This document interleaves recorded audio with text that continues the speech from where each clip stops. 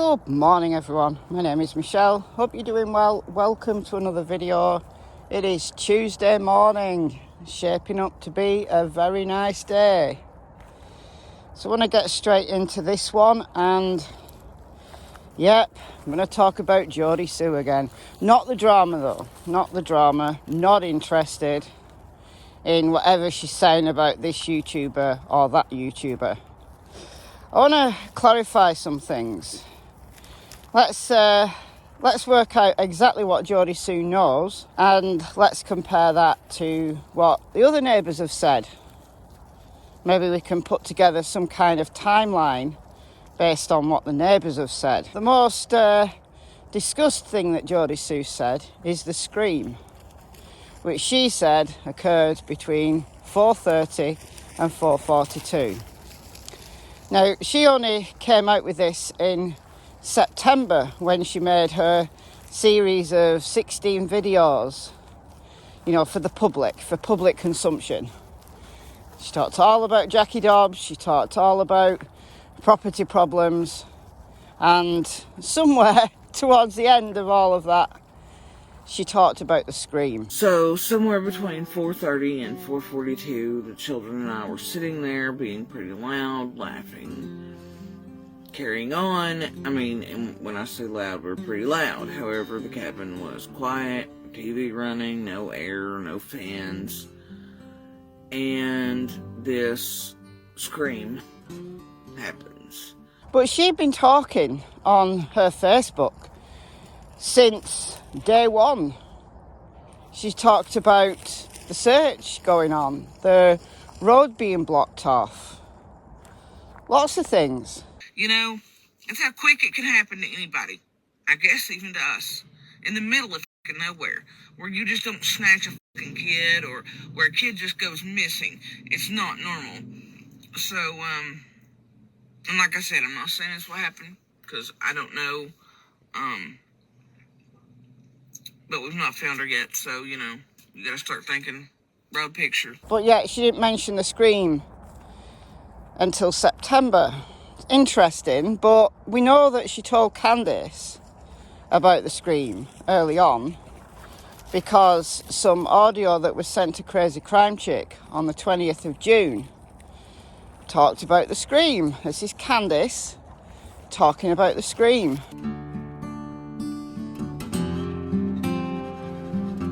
And that's her little swing right there off that tree. She loved to play right there in that yard. That was her favorite spot to be. So whoever took her had to actually come up into the yard and take her. And I don't understand, because, like, my neighbor heard her scream, but I didn't hear her scream because I was in the house with the boys trying to find her. And I guess when my neighbor heard her scream, I was actually in the house and the TV was going. So I didn't even hear the scream. So why did Jodisue not mention it to the public? Did she think that's not for public consumption? That's possibly going to be a key element of the investigation, you know, because she's like the star witness. So she didn't mention it, maybe. But in this series of 16 videos, she also talked about seeing a flash of red, not the bright red, the shiny red of the Subaru, but a duller red, going up the Wells driveway. Now this, in the timeline, this seems to be before 4:30. It comes earlier on in this series of 16 videos, but she's never specified a time about when that was. So this flash of red going up the driveway, and she heard a car door slam as well, I seem to recall. So this is sometime before 4:30. Well, in her text to Andy, she heard a noise around 2:14. Well, she told Andy she'd heard this noise, so it must have been before 2:14. But yet she didn't mention the scream at 4:30. Now, if the Built Jugs photo and separate video was really 3:09, 8 minutes away from home, as Candus told the channel Unmasked, then the scream happened, an hour just over after they got home. So that would fit this general timeline of Jodisue's. You know, if the scream really was summer, she'd been home about an hour. So it would have given them time to do all of the things in the script, you know, put the shopping away, planting flowers. That would have given time for that. By the time Jodisue came out to the public with the scream, she's already had chance to find out from Candus the time roughly they got home. But Jodisue didn't see Candus getting home. She's never said she saw Candus getting home. You know, they were in the truck, Grandma's truck, which isn't red, it's like a grey colour. So she never saw them getting home. She heard a noise at 2:14, so that's well before they got home.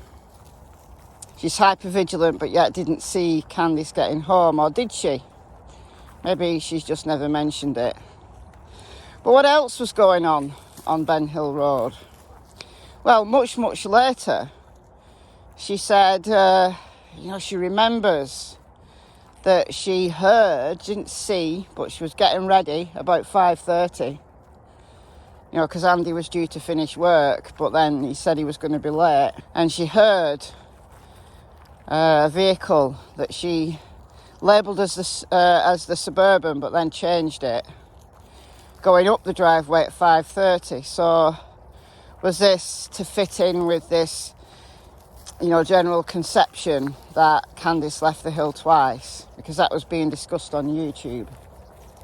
You see, she only mentioned the scream at all because Dawn had started talking about it on YouTube, so she had to come and, a bit of damage limitation. She had to come and talk about the scream. Forgive me for being cynical, but, she said so much. So why did she wait so long to talk about what she heard of Candus going up the driveway? What else was going on Ben Hill Road? Well, Jodisue can't remember anything else. She doesn't seem to be able to recall. She said, there's all these puzzle pieces that she tries to put together, but she doesn't really remember.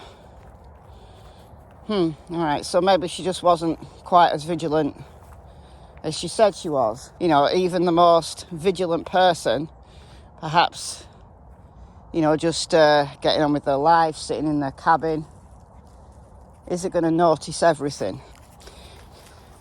But what else was going on Ben Hill Road? Well, then we get Fred Hill coming out talking to Ziggy in January. And Fred Hill set the cat among the pigeons because he said he definitely saw Andy, Jodisue's then partner, on Ben Hill Road, past him on Ben Hill Road. Definitely Andy. Because I'd been 165 and 67 days. I had triple core dinner along the driveway. Well, I was parked in the road that same day because I hauled 67 miles that day. And Andy come in about between 3 and 3:30, somewhere around there. And I had to pull out the road, let him by. But see, that truck, I had to pull out the road up here when I loaded one, when that truck went in. And then it come back out and he said up there, that where light pole is in the road. Instead of coming on down here and just, I pulled over there and stuff, and he just kept sitting.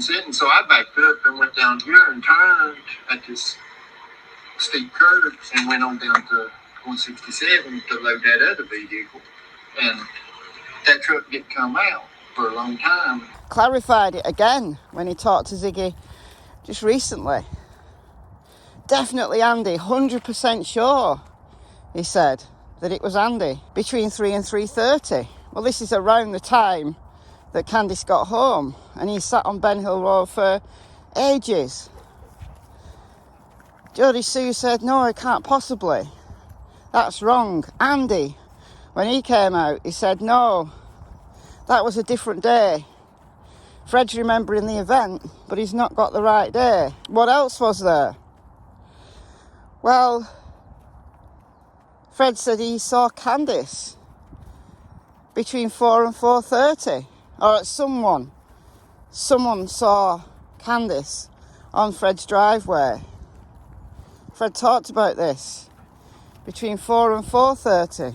Jodisue never mentioned that, but between 4 and 4:30, well, that's exactly when the scream happened. The stream happened between 4:30 and 4:42. If Candus was in Fred's driveway, quite a way down Ben Hill Road, 165 and 167, he lives in one, his mother lives in the other. So Candus was right down there, or maybe heading back, at the exact time the scream happened. And Candus had told this person on the 20th of June that she was inside looking for Summer when the scream happened. So she can't be on Fred's driveway and in the house looking for Summer at 4:30, can she? And then she went on to tell Benny, I mean, she was led by Benny, to be fair, that she saw Jodisue at the bottom of the driveway between 4:30 and 5. He was waiting for Andy to get there. That's what she told me. And what time was that? Oh gosh, Around the I'm not even 4:30 sure, hour? Benny, right now. Okay. Around 4:30, yeah, about 4:30, 5 o'clock. Candus was in 3 places because the scream happened between 4:30 and 4:42, which Candus didn't hear because she was in the house looking for Summer. But yet simultaneously, around the same time, she was coming out of the driveway in Grandma's truck looking for Summer. But then simultaneously, she was in Fred's driveway between 4 and 4:30. Make sense. And people are surprised why Sheriff Ronnie Lawson has said that the scream's unfounded. I wonder why. So to summarise, we've got Andy turning up between 3 and 3:30, allegedly. We've got Candus coming home with Summer about 3:20, allegedly. We've got car door slamming. We've got a flash of red going up the driveway sometime in the afternoon. We've got Candus going out looking for Summer, but simultaneously on Fred's driveway. Simultaneously, the scream happens where Candus is in the house looking for Summer. And then we've got possibly a vehicle going up the driveway. Who could be Candus at 5:30? And then 6:09, when Andy finally says he's leaving work, Jodisue starts heading down the driveway. Shortly thereafter, she sees Candus out looking for Summer with Don on speakerphone. And Candus going this way and that way and the other way. But she's already rung 911. It all starts to unfold. Don turns up, goes to the creek. Andy turns up. We don't know where Andy looked. Then the cops turn up. Make it make sense. So Jodisue, what more do you know? So instead of talking about this YouTuber or that YouTuber or the YouTube criminal empire, and the top tier and the middle tier and, your son's bank account getting hacked and whatever else you talk about, why don't you give us all a revised timeline? Set it all out. A revised timeline, do that. What else do you know? Did you see or hear any of the other things that have been alleged now? Are you going to deny it all? Because you're maybe not as vigilant as you thought. I don't know. Make it make sense, guys. Let me know what you think in the comments below. I've been Michelle. Hope you well. See you in the next video. Goodbye from Miss Tillington and Miss Cassie Springer. Bye, guys.